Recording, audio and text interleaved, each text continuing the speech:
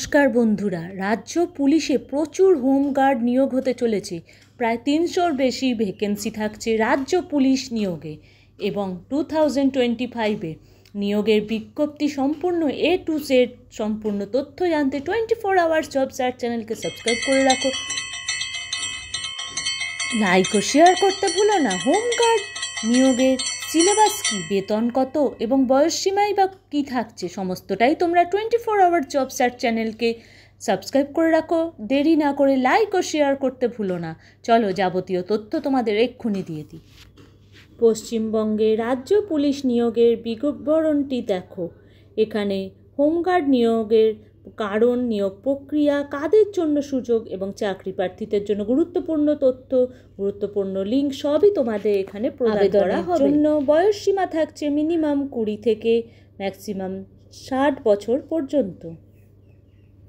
আবেদনের জন্য প্রার্থীকে ন্যূনতম 10 পাস অথবা 12 পাস করলে আরও ভালো এবং বয়সসীমা বিভিন্ন স্টেটে বিভিন্ন রকম। জেনারেল যেমন 18 বছর থেকে 45 বছর এবং সিলেকশন প্রসেস এখানে থাকছে রিটেন টেস্টের মাধ্যমে তো হবেই, তাছাড়া ফিজিক্যাল এলিজিবিলিটি টেস্ট তো থাকবে, অর্থাৎ পিইটি এবং ইন্টারভিউটা হবে।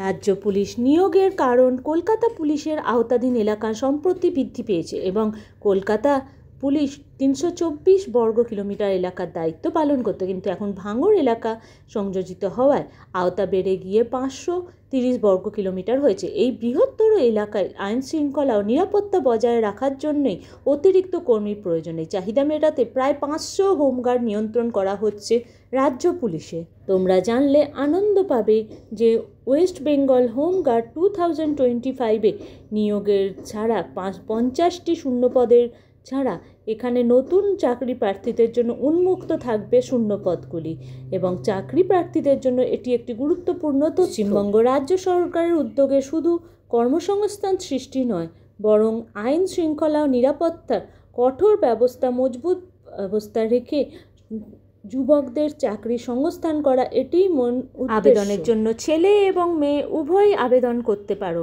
এবং এখানে বেতন কাঠামো থাকছে মিনিমাম 13,850 থেকে 15,325 টাকা বছরে, 2 লাখ থেকে 2.2 লাখ পর্যন্ত। আসছি আরও নতুন নতুন জব আপডেট নিয়ে। তোমরা তার আগে 24 আওয়ার্স জব সার্চ চ্যানেলকে সাবস্ক্রাইব করে রাখো, লাইক ও শেয়ার করতে ভুলো না। ধন্যবাদ।